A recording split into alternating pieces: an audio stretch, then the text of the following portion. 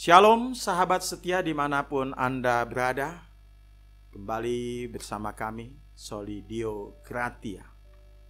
Dalam momen Paskah ini kami akan memuji dan memuliakan nama Tuhan, karena Yesus telah bangkit dan Dia telah menang dari kuasa dosa, sehingga maut dapat dikalahkannya.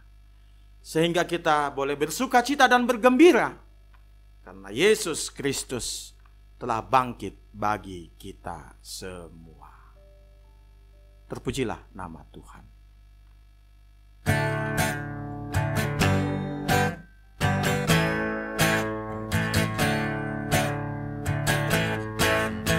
Marilah kita bersuka cita karena Yesus telah bangkit dan maut dikalahkannya.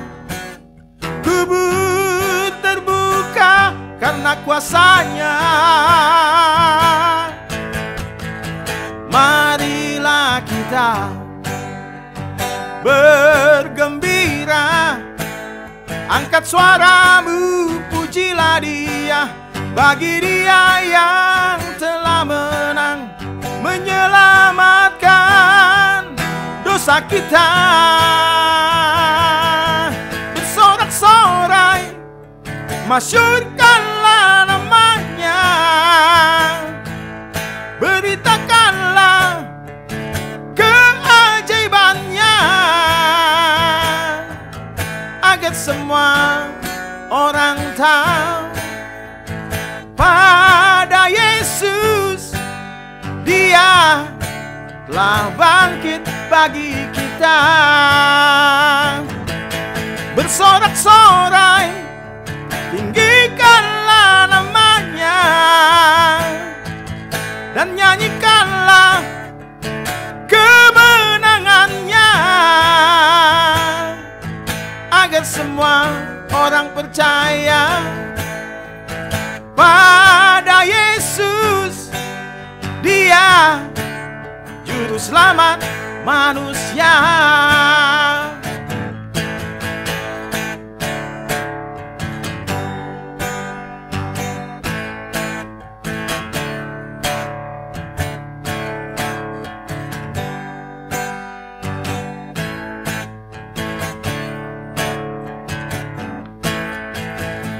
Marilah kita bergembira, angkat suaramu, pujilah Dia, bagi Dia yang telah menang, menyelamatkan dosa kita. Bersorak-sorai, masyurkanlah nama-Nya, beritakanlah keajaiban-Nya, agar semua orang tahu pada Yesus, Dia telah bangkit bagi kita. Oh, bersorak-sorai, tinggikanlah nama-Nya, dan nyanyikanlah kemenangan-Nya, agar semua orang tahu pada Yesus, Dia Juru Selamat manusia. Oh, bersorak-sorai, tinggikanlah nama-Nya, dan nyanyikanlah kemenangan-Nya, agar semua orang percaya pada Yesus, Dia Juru Selamat manusia. Oh, oh, oh.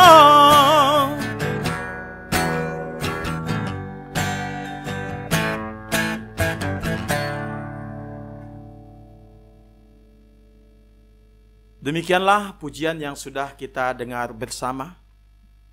Pemirsa dimanapun Anda berada, selamat Paskah. Kiranya melalui pujian ini, nama Tuhan senantiasa dipermuliakan. Salam Soli Deo Gratia.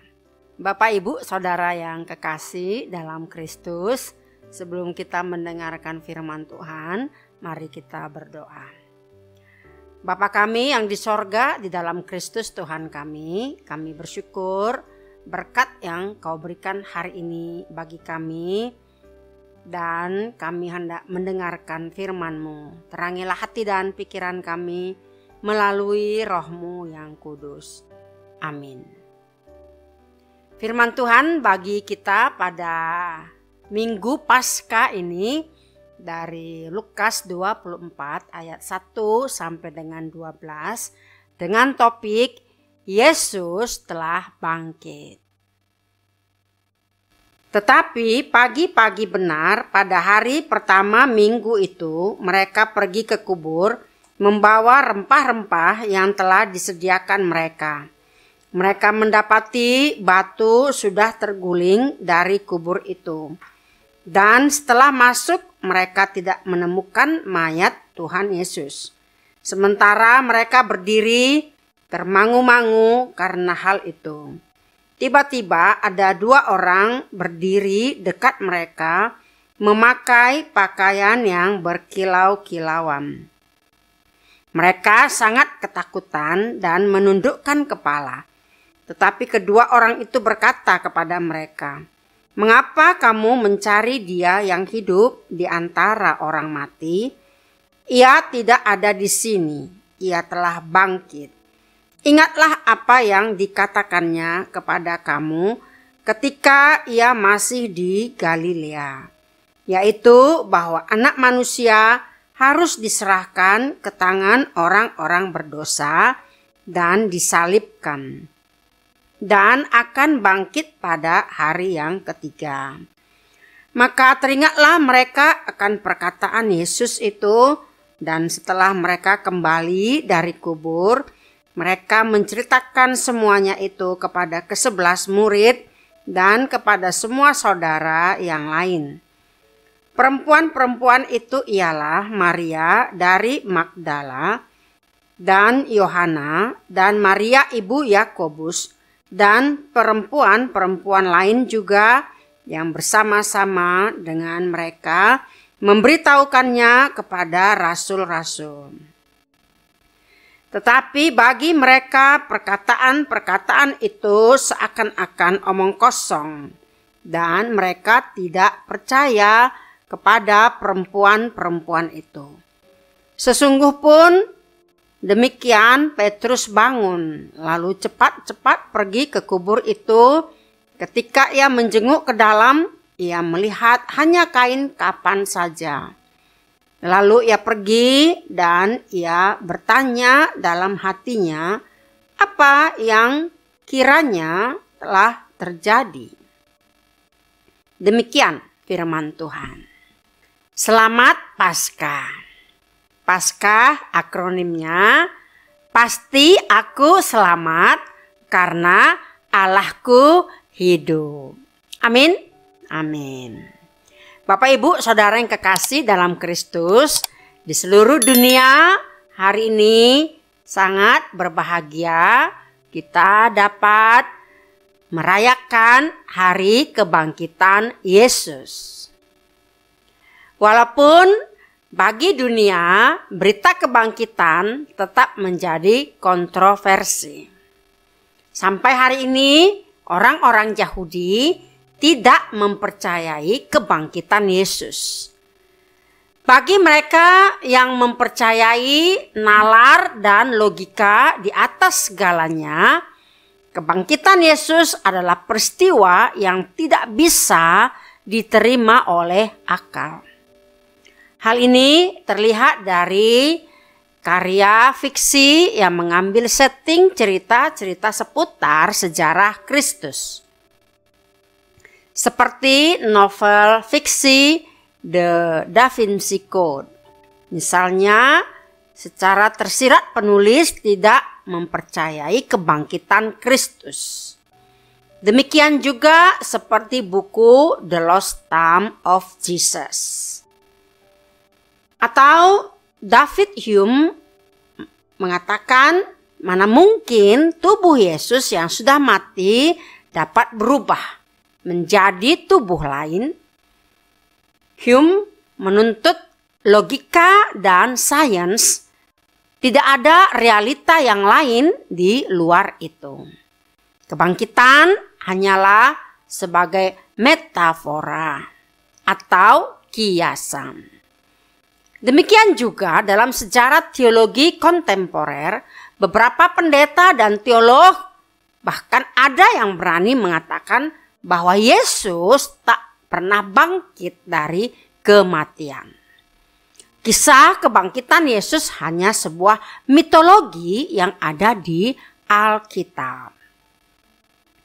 Juga mereka yang skeptik tentang kebangkitan Yesus bahkan mengatakan bahwa hanya orang-orang bodoh, tidak terpelajar, dan yang mudah percaya mitos saja yang percaya bahwa Yesus bangkit.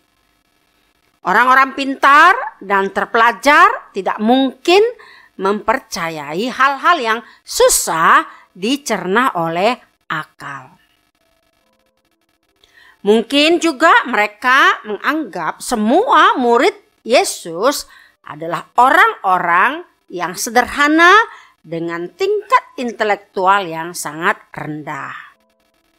Mereka lupa bahwa di antara murid Yesus ada juga orang yang pintar secara intelektual seperti Paulus. Paulus adalah murid Gamaliel, guru besar pada zaman itu. Paulus juga mendapat didikan ekstra keras, tidak hanya soal Taurat, tetapi juga berbagai macam filsafat yang berkembang saat itu. Itulah kelompok-kelompok yang semakin membuat besar kepala yang tidak mempercayai kebangkitan Yesus. Bapak, Ibu, Saudara yang kekasih dalam Kristus, fakta tentang kebangkitan Yesus merupakan sasaran utama yang diserang oleh pihak-pihak tertentu. Bisakah peristiwa kebangkitan Yesus diterima secara ilmiah? John Stott, seorang penulis dan teolog Kristen, memaparkan bukti empiris melalui pengalaman bahwa Yesus benar-benar bangkit. Bukti-bukti tersebut sebenarnya sangat masuk akal dan bisa dicerna oleh pikiran manusia. Ada 4 bukti empiris di dalam peristiwa yang menunjukkan bahwa Yesus benar-benar bangkit. Yang pertama adalah kubur yang kosong. Beberapa orang menyangkal fakta ini dengan alasan bahwa mayat Yesus dicuri oleh murid-muridnya. Ini justru alasan yang tidak masuk akal. Mereka percaya bahwa mayat Yesus dicuri murid-muridnya seperti dusta mahkamah agama. Dapat kita baca dalam Matius 28 ayat 13.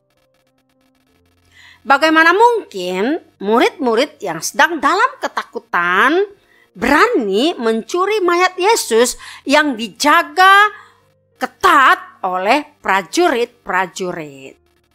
Terlebih lagi, bukankah kubur Yesus ditutup oleh batu yang besar yang sebelumnya dimeteraikan? Jadi sangat mustahil murid-murid mencuri mayat Yesus. Peraturan Sabat sesuai tradisi orang Yahudi tidak dibenarkan pergi ke kubur untuk merempahi mayat.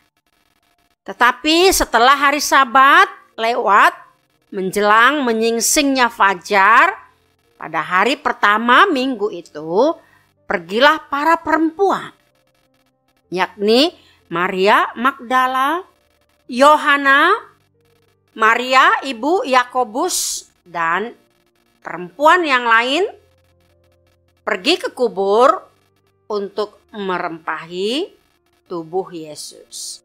Itulah tindakan yang terbaik dilakukan. Namun, di luar dugaan, hal itu tidak bisa dilakukan. Mengapa? Telah terjadi gempa bumi karena malaikat Tuhan turun untuk menggulingkan batu penutup kubur itu. Dapat kita baca dalam Matius 28 ayat 2. Injil Lukas tidak mencatat itu. Prajurit-prajurit sebagai penjaga kubur itu sangat ketakutan dan menjadi seperti orang-orang mati. Malaikat berkata kepada perempuan-perempuan itu, "Janganlah kamu takut, sebab aku tahu kamu mencari Yesus yang disalibkan itu. Ia tidak ada di sini, sebab ia telah bangkit, sama seperti yang dikatakannya. Mari, lihatlah tempat ia berbaring." Pada Injil Lukas di sini dicatat bahwa mereka sangat ketakutan dan menundukkan kepala. Tetapi kedua orang itu berkata kepada mereka, "Mengapa kamu mencari Dia yang hidup di antara orang mati? Ia tidak ada di sini. Ia telah bangkit. Ingatlah apa yang dikatakannya kepada kamu ketika ia masih di Galilea, yaitu bahwa Anak Manusia harus diserahkan ke tangan orang-orang berdosa dan disalibkan dan akan bangkit pada hari yang ketiga." Maka teringatlah mereka akan perkataan Yesus itu. Bapak, Ibu, Saudara yang kekasih dalam Kristus, perempuan-perempuan itu memberitahukan kepada 11 murid dan pada orang-orang lainnya tentang kebangkitan Yesus itu. Bukti yang kedua adalah kain kafan Yesus masih ada. Jika benar mayat Yesus dicuri, tentu kain kafannya sudah tidak utuh lagi. Yang ketiga, Yesus menampakkan diri kepada murid-muridnya dan kepada lebih dari 500 orang. Dapat kita baca 1 Korintus 15 ayat 6. Dan juga secara khusus kepada Thomas.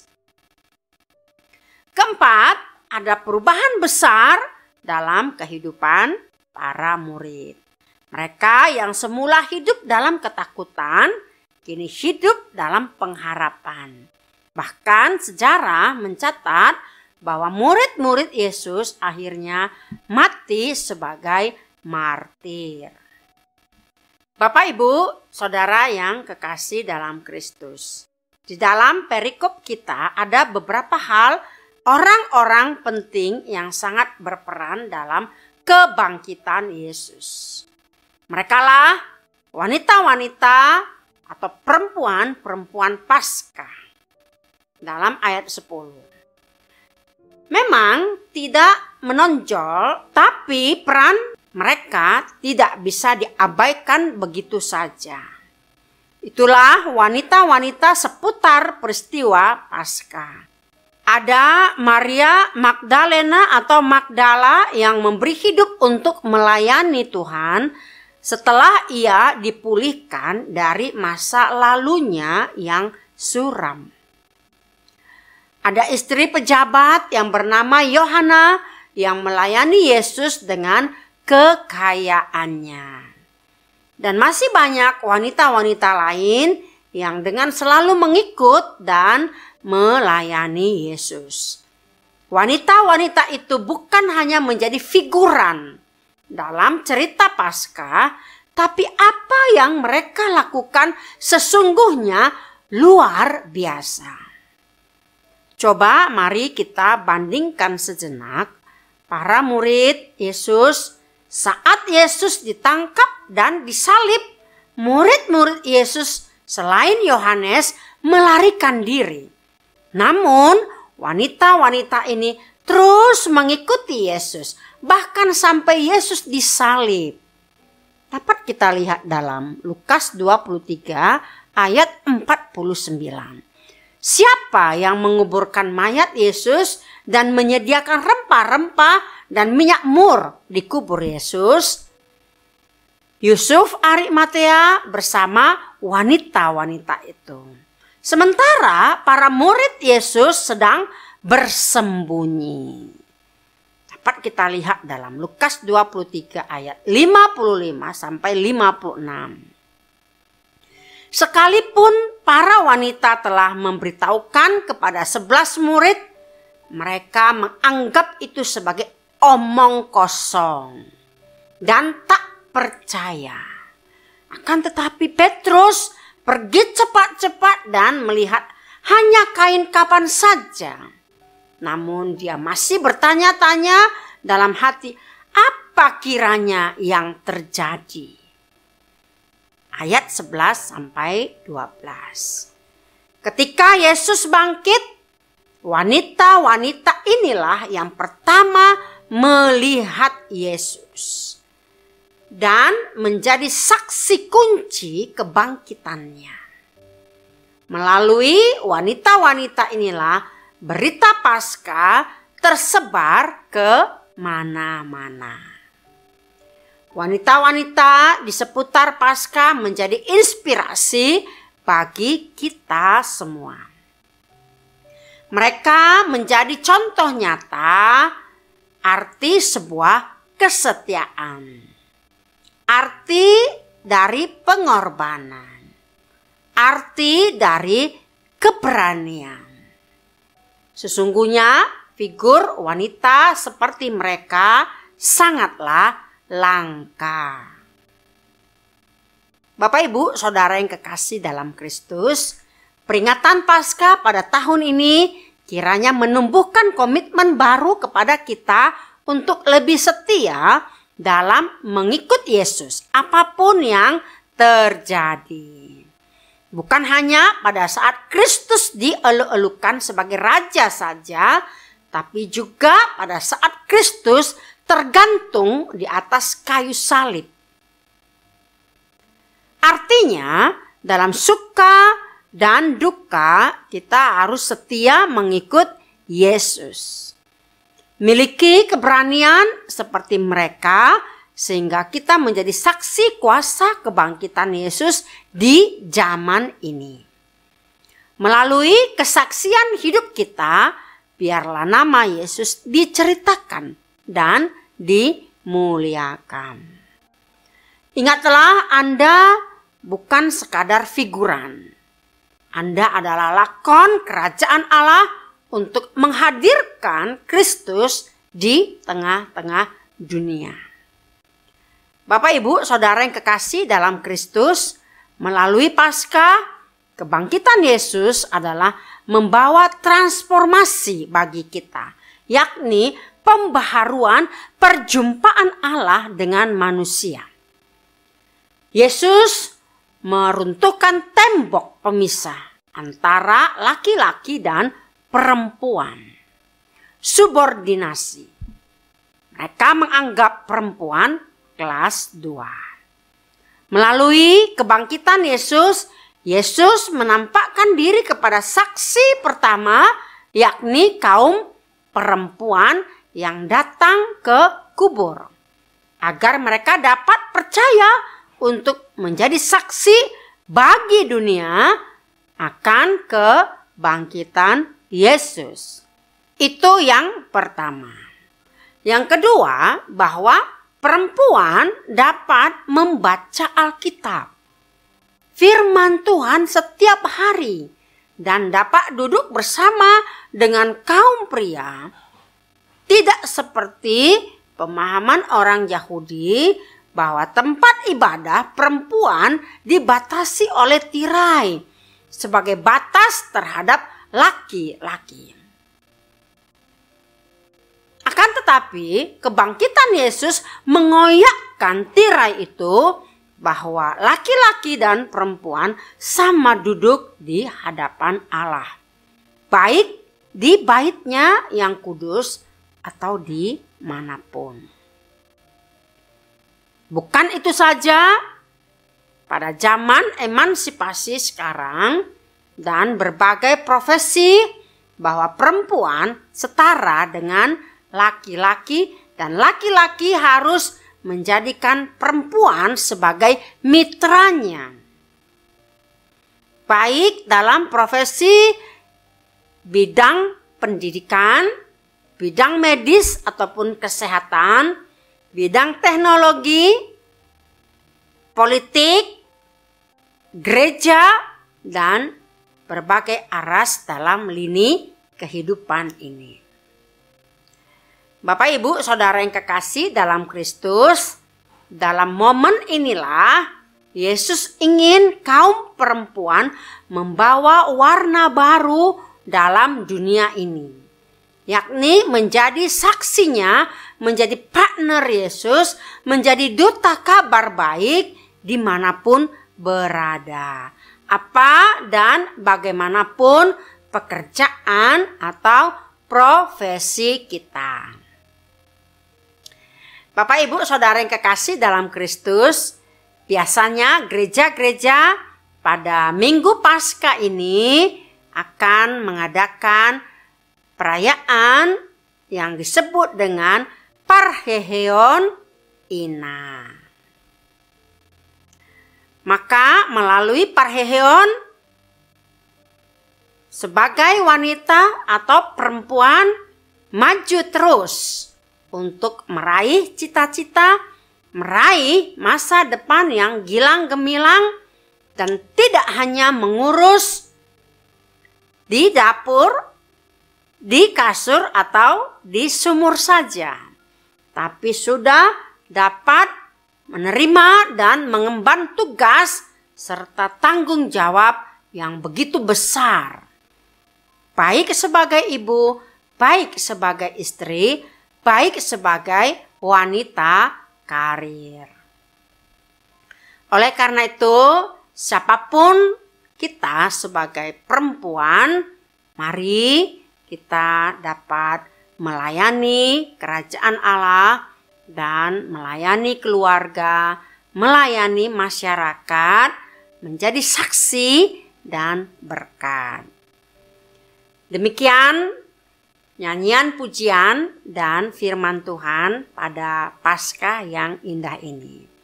Mari kita bersama-sama mengucapkan Paskah dengan akronimnya. Pasti aku selamat karena Allahku hidup. Kita berdoa.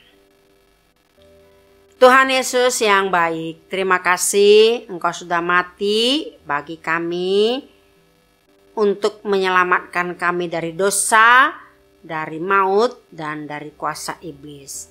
Dan Engkau telah mengalahkan kematian itu melalui kebangkitan-Mu, bahwa Engkau telah menang, mengalahkan segala sesuatunya, sehingga kami memperoleh kehidupan yang baru. Tuhan sudah menerangi kuburan kami, sehingga kami tidak takut lagi akan kematian, karena ada kebangkitan yang sudah Tuhan sediakan bagi kami orang yang percaya kepadamu. Dan terima kasih atas anugerah Tuhan. Biarlah pada Paskah ini momen yang paling penting untuk memotivasi kami untuk berkarya, berkreasi, menjadi berkat bagi banyak orang. Pakai kami Tuhan sebagai perempuan-perempuan menjadi saksi Kristus di tengah-tengah dunia ini. Siapapun kami di dalam profesi kami, dalam berbagai pekerjaan, biarlah kami juga menjadi mitra bagi kaum pria, sehingga bersama-sama dapat mewujudkan dan menghadirkan kerajaan Allah di tengah-tengah dunia ini. Berkati semua ibu, berkati semua istri, berkati semua perempuan yang bekerja, yang melayani dimanapun. Terima kasih Tuhan, berkati seluruh pendengar, supaya kami boleh beroleh sukacita yang daripadamu. Dan kami bersyukur karena kasih-Mu yang telah nyata dalam kehidupan kami. Berkati kami di dalam nama Yesus. Kami berdoa dan bersyukur. Anugerah dari Tuhan kita Yesus Kristus, kasih setia Allah Bapa, dan persekutuan Roh Kudus menyertai saudara sekalian. Amin.